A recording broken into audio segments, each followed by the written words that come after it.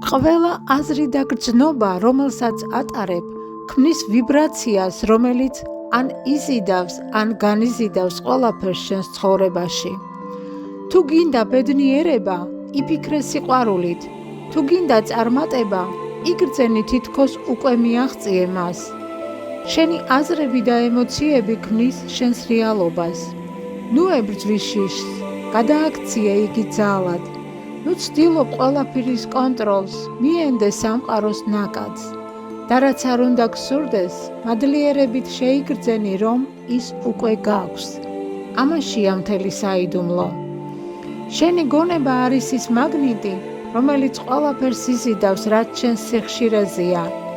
აირჩიე სინათლე, სიყვარული და მადლიერება და სამყარო აუცილებლად დაგიბრუნებს ამავე ენერგიას.